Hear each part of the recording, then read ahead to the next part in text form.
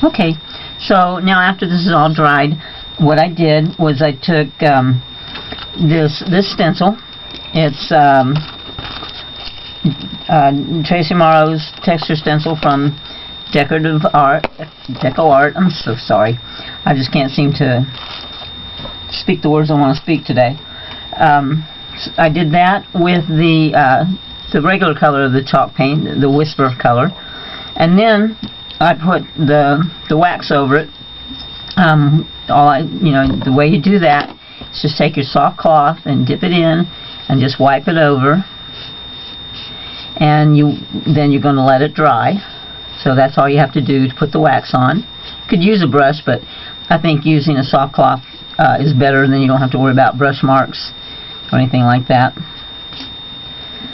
So you're just going to let that dry. And then what I did on this side is I came in with Tim Holtz Distressed Ink Dried Marigold, and I put that on my applicator, and I just went around the edges, my edges with it. And I think that deepens the color.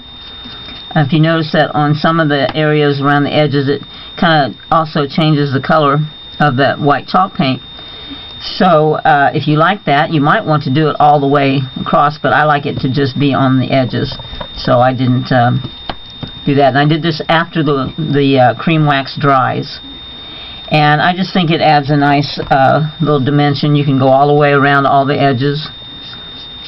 Just adds a little bit more color, just instead of this big expanse of just one color. And on this one,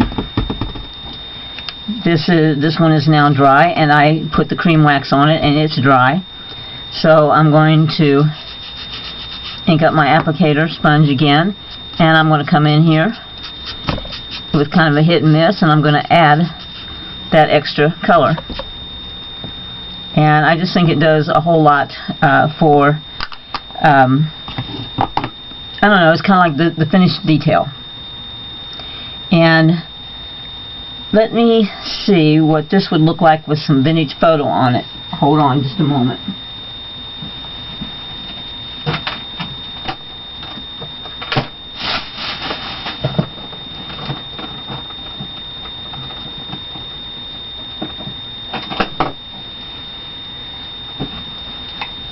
Okay, I'm going to also put some vintage photo here around the edges. Gonna get an applicator. Oh, that's a green one.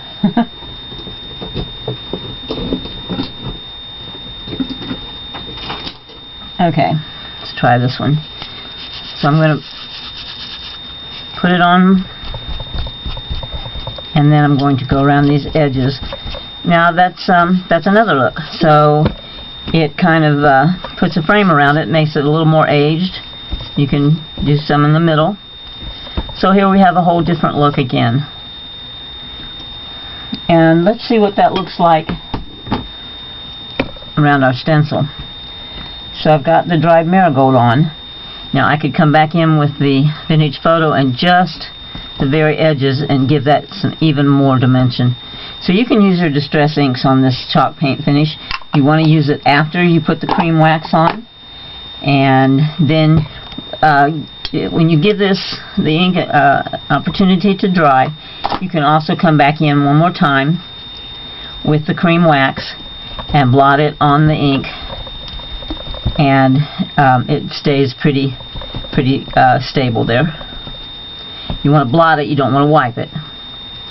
So thanks for hanging in there with me on another Monday. I realize that my video that I had, that you just watched previous to this one, is not the best quality. I'm just back from 4 days with family, and we had a family death, and I think I left my brain there, part of it, and just trying to catch up with myself. And so I appreciate you hanging out with me, and hopefully next week's video will be better than this one. So you all have a good week, and I will see you then. Bye.